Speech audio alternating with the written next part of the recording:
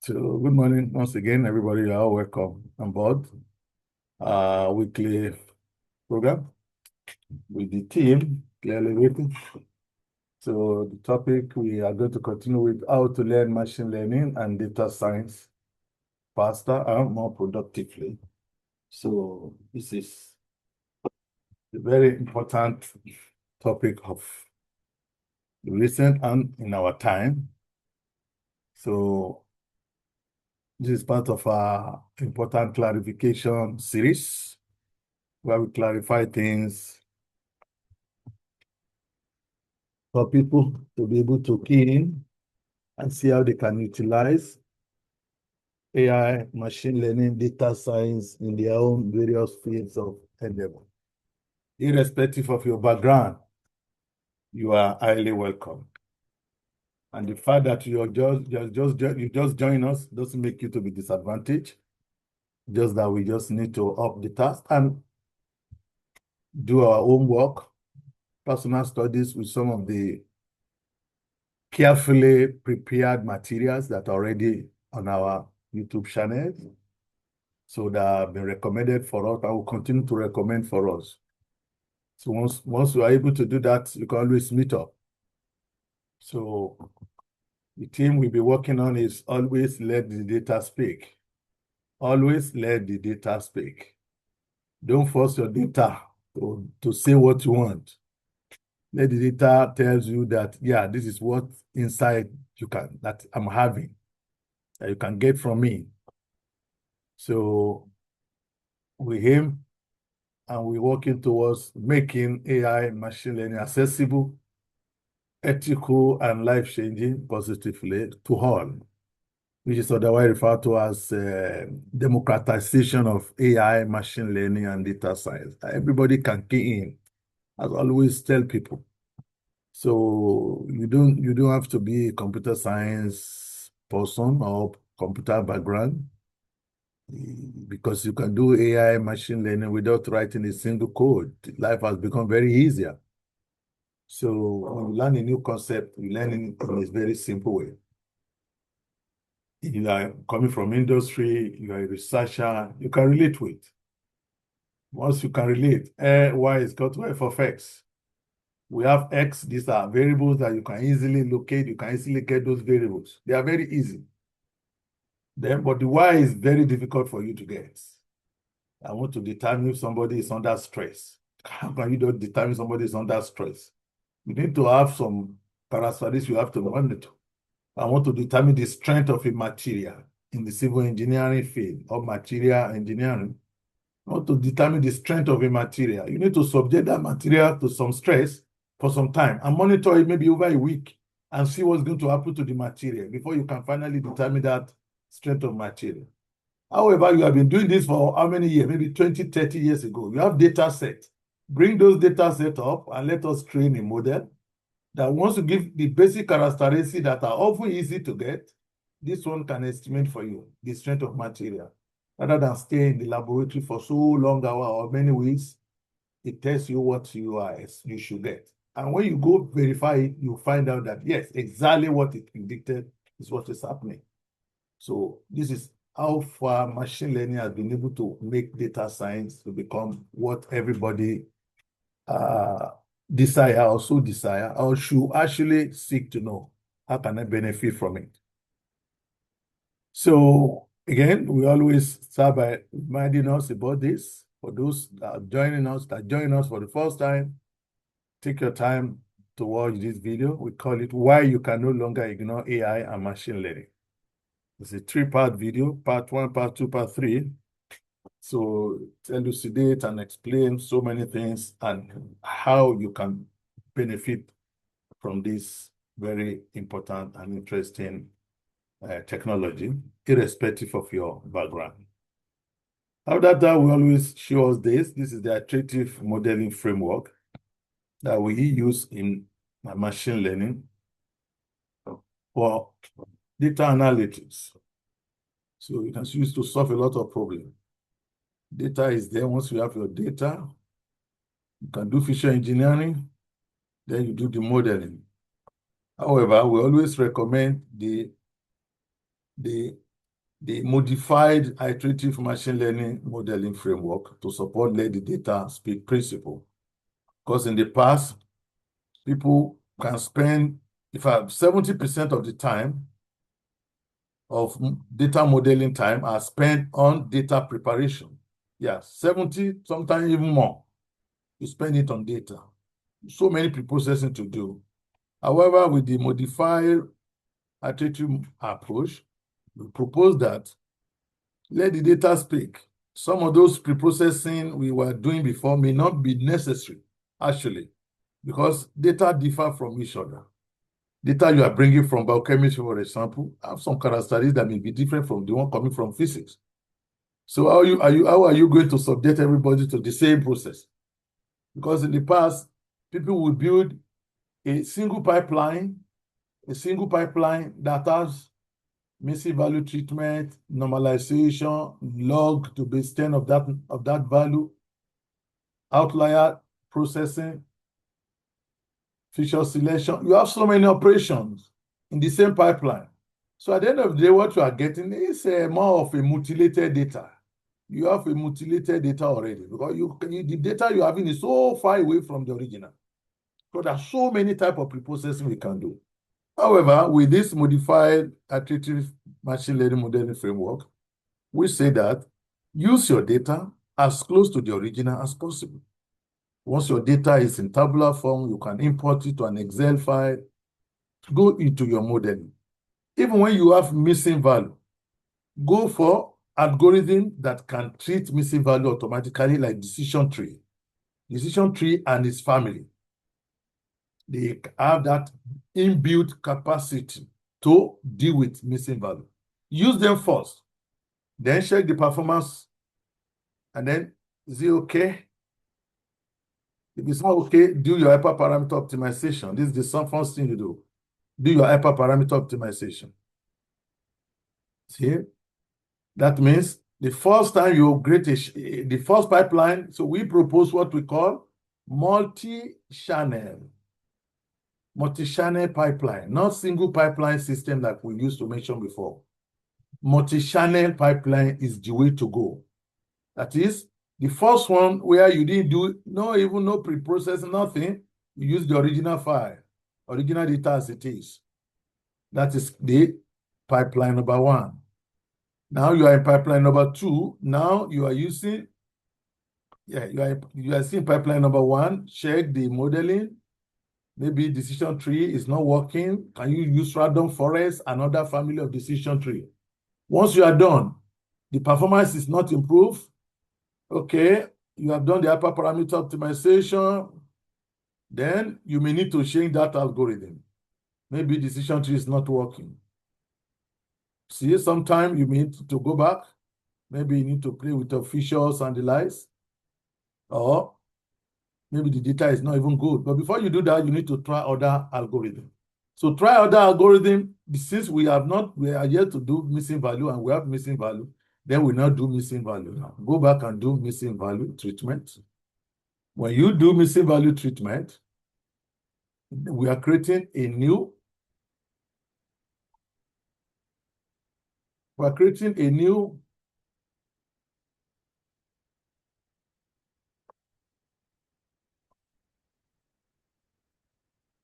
pipeline is being created. We call it pipeline number two. Now it has missing value. Then you run the experiment again. Maybe here you're able to get 68% accuracy. Here you're able to get like maybe now 75. But that is after changing your algorithm to KNN. Then you can then try support vector machine and others. Making sure you always do the hyperparameter tuning, changing the algorithm, check which one works for you. So in critical cases, we may have to make ensembles or hybrid, as the case may be, combining multiple modeling scheme to get the best result. It has been established in several very, very poor data, or when the data is so complex that no single algorithm could successfully understand the insight that is inherent in the data set. In that case, you have to go multiple.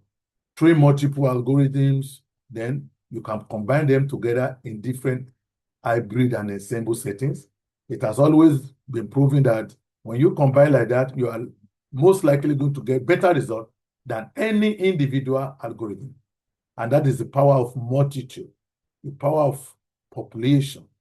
When you are many, you collaborate to solve a problem, you are more likely to solve it better than a single individual. So for everything unique you do, you create a new pipeline. Then maybe then we go back, the result is not yet good. We might have to go back here to do feature engineering. For example, there's a feature called date, which is the date of that incident we are modeling. Okay, then you can break them down into three: day that it happened, month, and year. So one variable has been made to become three variables. That is an example of feature engineering. And there's so many things you can do. You can do PCA, principal component analysis, where you kind of manipulate, transform your data. Out of 15 features, you can transform it to become like only 5 features. And none of the new 5 features is the same as any of the features that were there initially. It's a total transformation of data. You create another pipeline for that. So whatever you do, you have a pipeline. So that's why we call it multi-channel pipeline. And you'll be recording the performance you are getting. Another pipeline has missing value treatment is done. We do normalization. Another pipeline. Get the result. As many as possible you create. Whenever you create, you modify your feature. Try to create a pipeline. You can combine multiples there. This one is for missing value only. This one is for missing value and outlier detection. This one is for missing value, normalization, and outlier detection. You keep trying these multiple pipelines, and then finally you are going to be able to get the one that is getting you the best of the best result. In very complicated cases, like you have in the data transformation, you do log transform to base 10, can transform your data and try to play with it as much as possible. But we don't go to all these details if you can get a simple thing done and your work is going. This is very important. However, always have this in mind that you let the data speak. In the past, people, once you get data set, people normalize it. People consider normalization as a must. It's not a must. Many people have missed the insight they could have gotten from the data because they normalized their data too early in the history of their work. So let us take note of this. Original data must be used. You keep that result as a benchmark to see if you are going to get improvement from using other preprocessing. Because the challenge with preprocessing is when you subject your data to preprocessing so much, every new sample that is coming in must be subjected to the same preprocessing. So you have to take note of that. So when you have used 15 preprocessing methods, anytime you have a new sample, those samples must pass through those preprocessing. Otherwise, your modeling outcome will not be sustainable.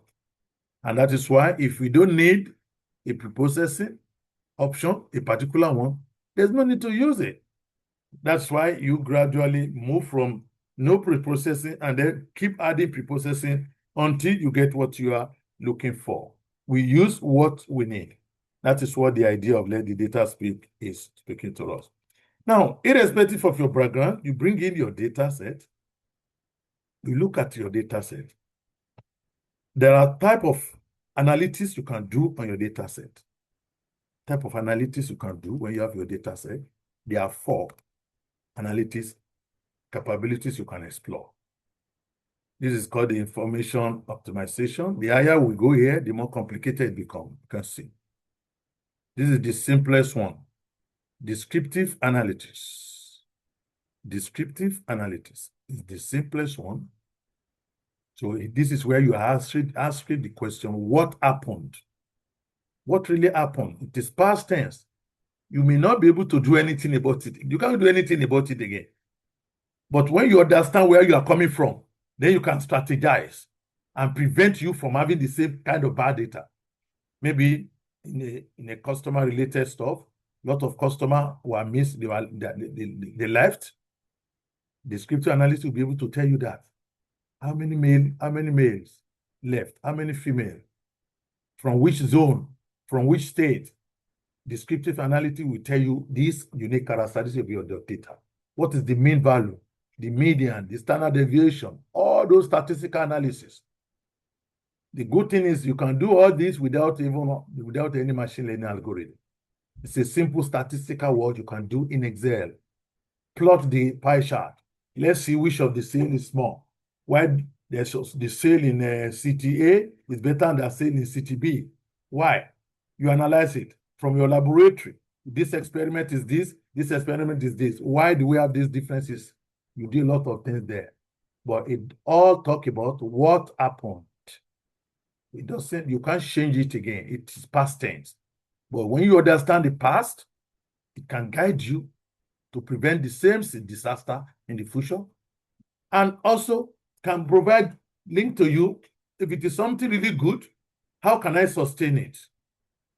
That goes to the next type of analytics, which is diagnostic analytics. Why did it happen? You are answering the question, why did it happen? The data you are having in front of you, what resulted in this? Just notice that in the customer shown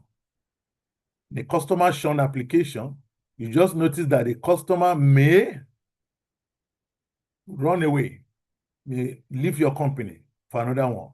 A runaway customer is a potential enemy of your company who may badmouth you, tell people bad things about your company. So you don't want to, you can't afford to lose any customer. It's not just that you are losing that customer. It's a potential person that will always badmouth you, especially in this world of social media.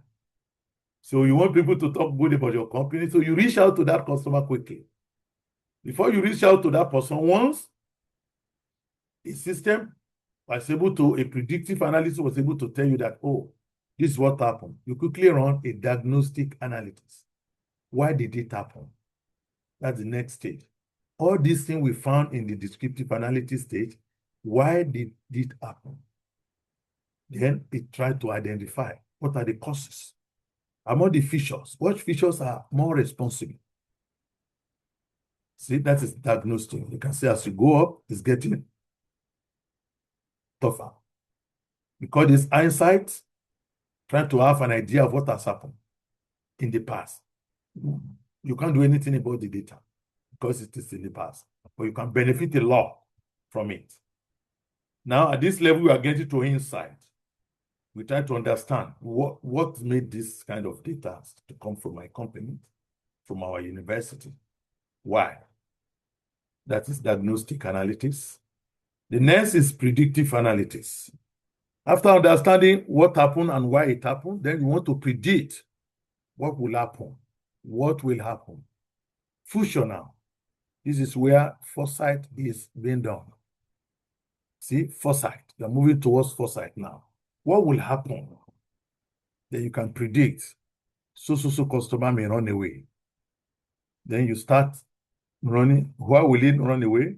You identify the characteristics that it make your service default, the deficit in your service provision that is making such customers to run away. You try to identify it, and then you contact them.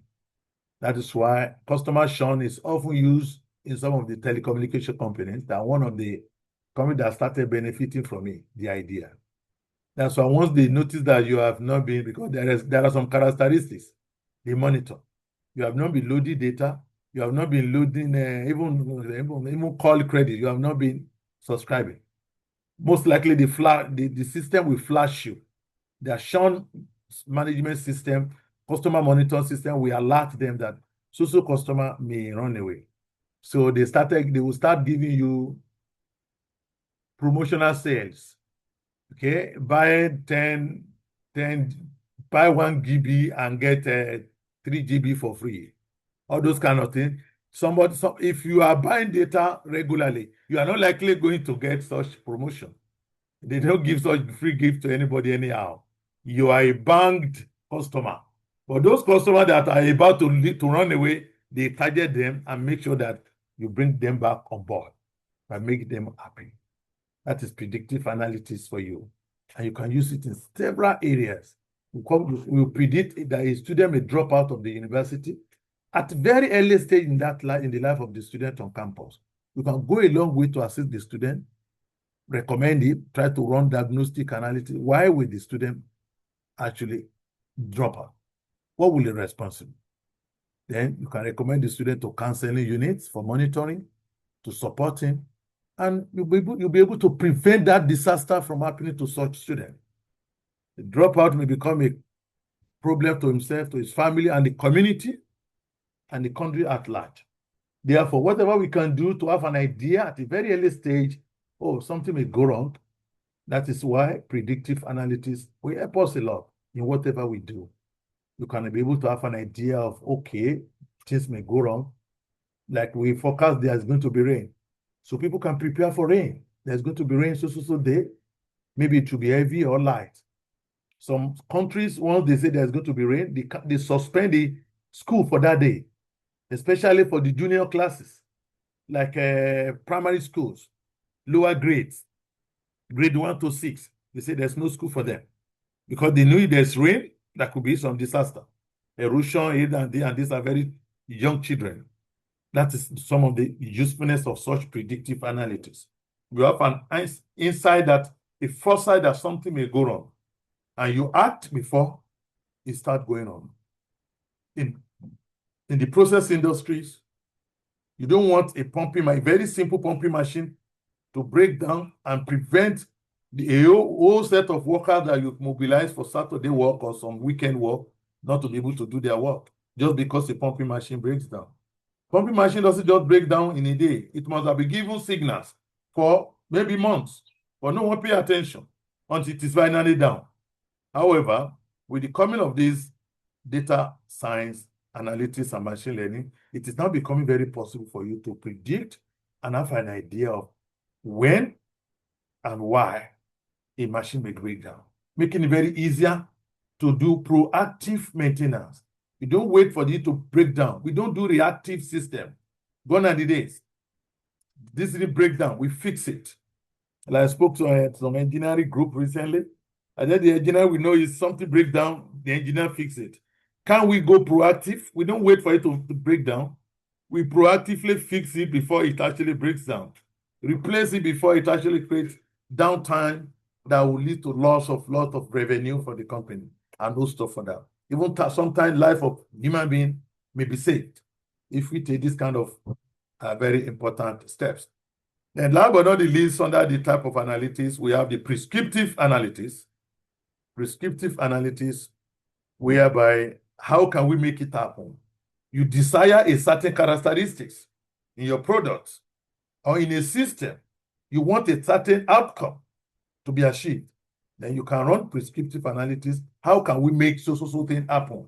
Give this characteristic what you want to get, and then you run a prescriptive analytics for you. It will tell you exactly what to do, what not to do, what to avoid so that you can achieve this particular target. That's the highest level of foresight you can do. Descriptive analytics, diagnostic analytics, predictive analytics, and prescriptive analytics. Later, when we move to big data, we'll be talking more about the one we call stream analytics. The special one we call is stream analytics. This is when you want to be monitoring things real time. As it is happening, we are doing the analytics on the data, moving data. We will get to that one later. That is big data characteristics. Big data is characterized by velocity, volume, variety. There are different types of data, and V. We have several V's of big data. But for now, we limit ourselves to just basic data analytics. Once we are very much comfortable based on needs, we move to those ones. But for now, this 4 is more than enough for anybody who want to apply machine learning and data science to the system we're modeling in our own various areas of interest and specialization, irrespective of what we are. So for the sake of those that join us very recent, maybe for the first time, again, we recommend for you to please follow these our videos. If you are not yet on the WhatsApp group, One of the coordinators will post the WhatsApp group for you to join. Watch these 4 videos. It's a revision video, part 1 to part 4, on general introduction to machine learning and concept and how to use them.